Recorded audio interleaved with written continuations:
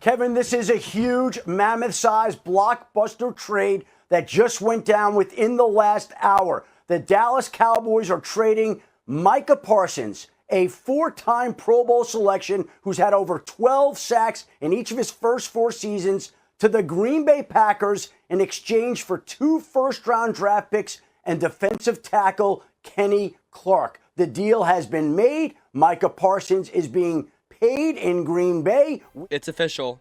Jerry Jones has done the unthinkable. He sealed the Dallas Cowboys' fate. As of Thursday, August 28th, 2025, Micah Parsons is no longer a Dallas Cowboy. He's been traded to the Green Bay Packers and then given a 4-year extension worth $188 million in total and $47 million per year, making him the highest paid non-QB in the league. And now we all know Jerry Jones. He loves the spotlight. He's even admitted on multiple interviews that he runs the Dallas Cowboys like a soap opera. The Cowboys are a soap opera 365. And if you will, there's controversy. That controversy is good stuff in terms of keeping and having people's attention. But never, and I mean never, did I actually think he was going to let his best player walk. Especially not because of ego. I mean, Micah Parsons is only 26 years old. And we're talking about a player who has already made history. One of just 3 players in the NFL with 12 plus sacks in at least 4 of his first 5 seasons. A Pro Bowler every single year since he was drafted, and the 2021 Defensive Rookie of the Year. And what did Dallas get in return? I mean, the Packers did give up their 2 first-round picks in the 26 and 27 NFL Draft, plus veteran defensive lineman Kenny Clark, who's known for plugging holes in the run game, and this is something that Dallas desperately struggled with last season. But let's be real here. Micah Parsons isn't just a great player. He's the definition of a generational talent, and I don't use that word lightly. A true game wrecker who keeps opposing quarterbacks up at night, and on top of that, he's been incredibly durable for an edge rusher, only missing 5 games in his 4-year career. So smash the like button if you're excited about Micah Parsons and the green and gold this year, and actually let me know in the comments, what do you think the record will be this year with both Micah Parsons and Matthew Golden? I would love to hear your thoughts in the comments. So before we break down kind of what this trade means for both the Packers and the Cowboys, we need to rewind and understand how we even got here. Because just a few weeks ago, Jerry Jones made it crystal clear. The Cowboys weren't even entertaining trade offers for Micah Parsons. This looked like classic Jerry Jones, dragging out negotiations, keeping Dallas in the headlines, and eventually handing out a record-breaking deal, just like he did with CeeDee Lamb and Dak Prescott. And for a while, it seemed like Micah was on that exact same path. But this time, things played out very differently. So let's take it back.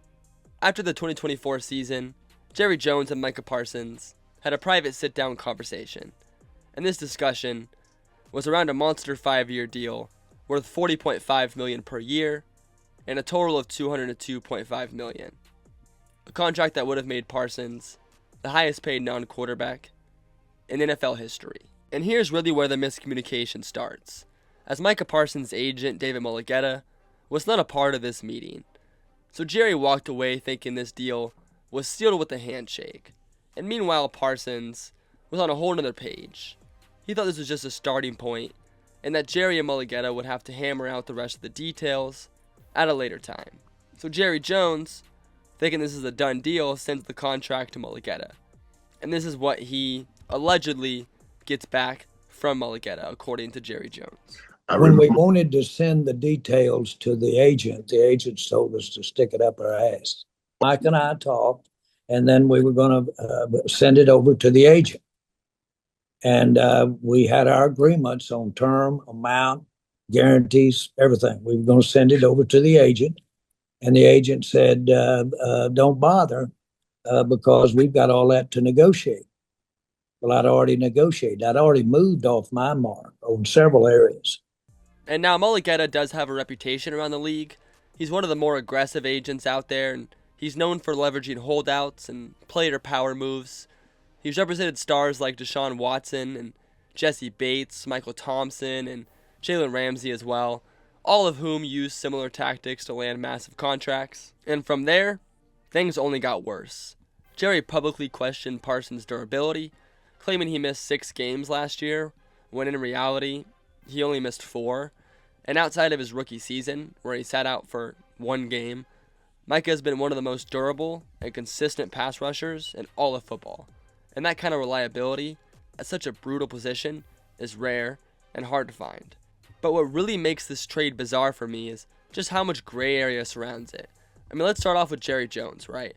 He openly admitted on national television that he ignored the NFLPA's collective bargaining agreement by negotiating with Micah Parsons directly without his agent.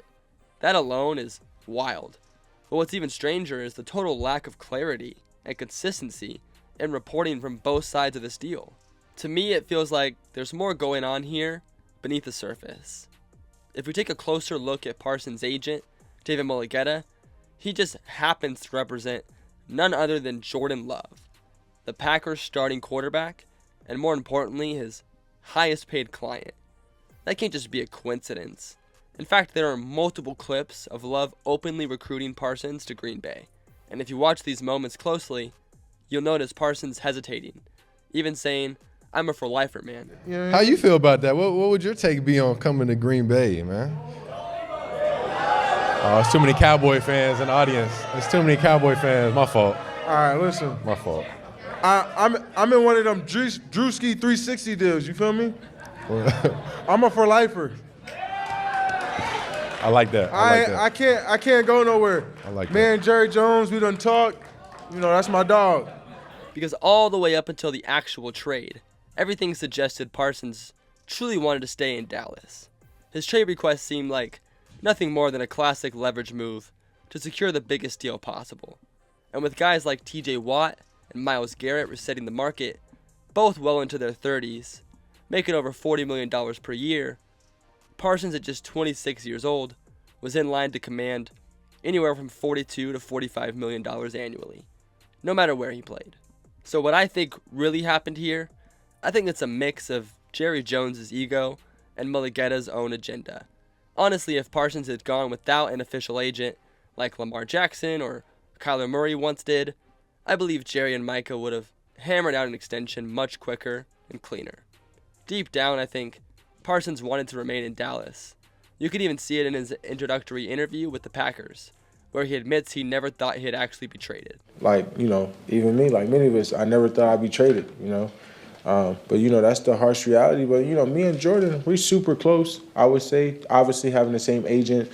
Me and Jordan been together in Dubai and, through the podcast, Super Bowl weekends.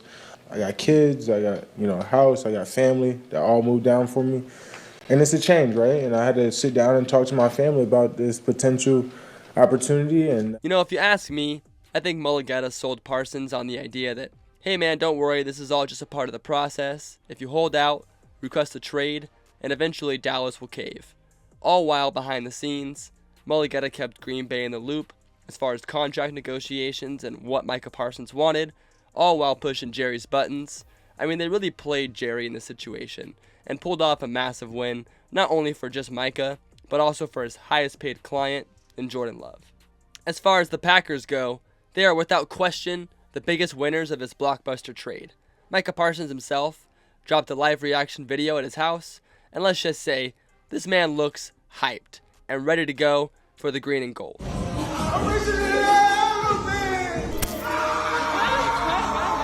So now let's talk about the price. To land arguably the best defensive player in football, the Packers sent Dallas veteran defensive tackle Kenny Clark, a 29-year-old Pro Bowler who immediately upgrades the Cowboys' run defense, plus not one, but 2 first-round picks in the 26 and 27 NFL drafts. And on paper, that sounds like an absolute haul. But let's be real here. Green Bay has made the playoffs in 4 of the last 5 seasons, which means these picks project in the late 20s.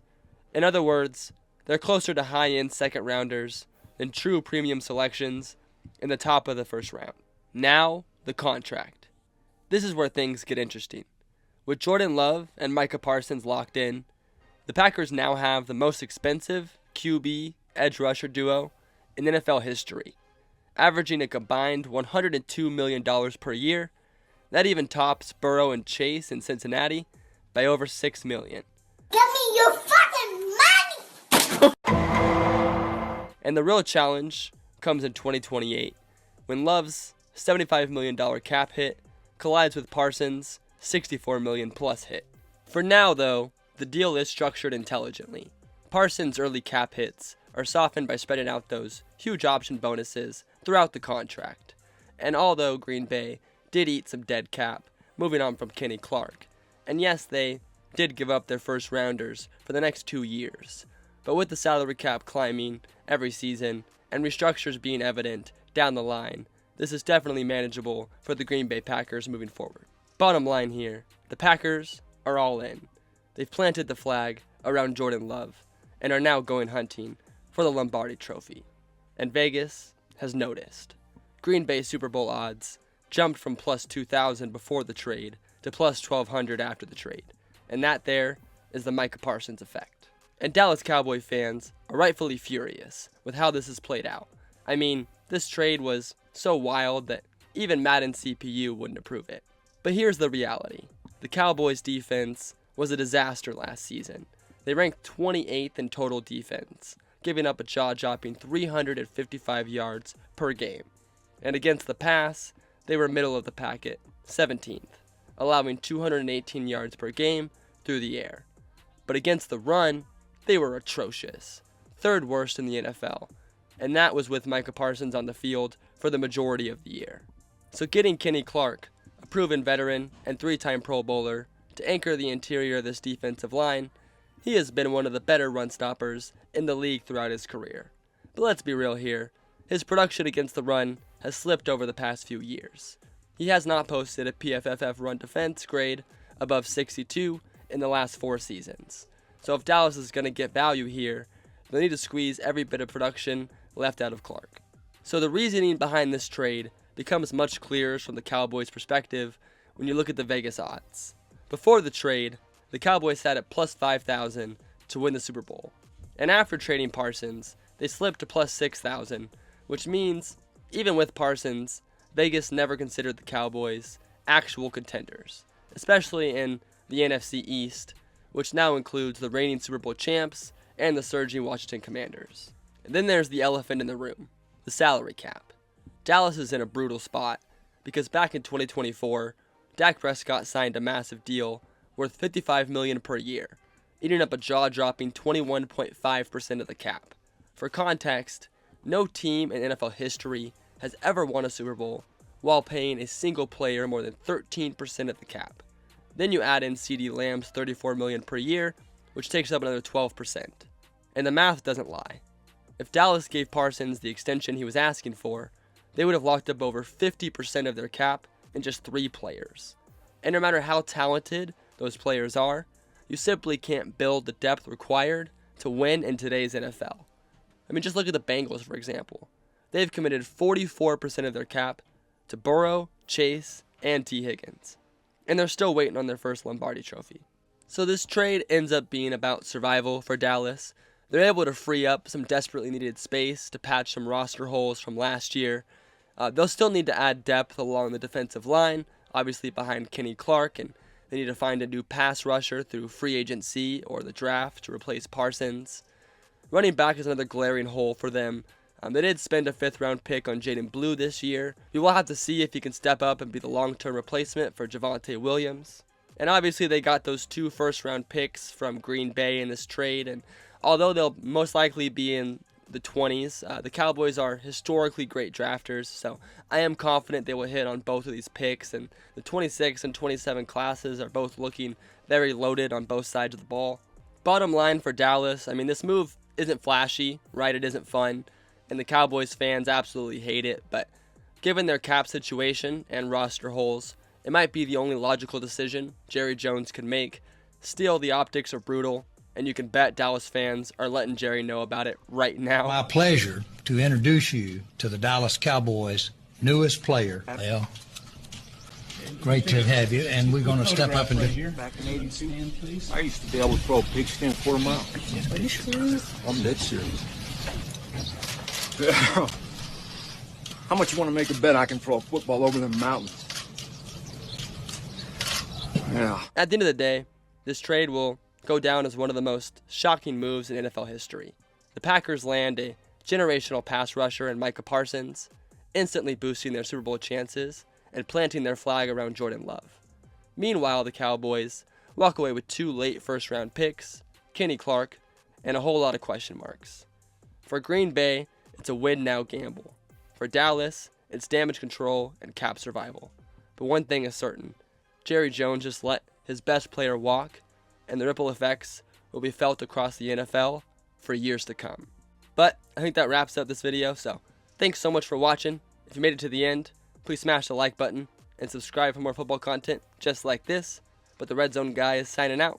I hope you have a great rest of your day, and see you in the next video.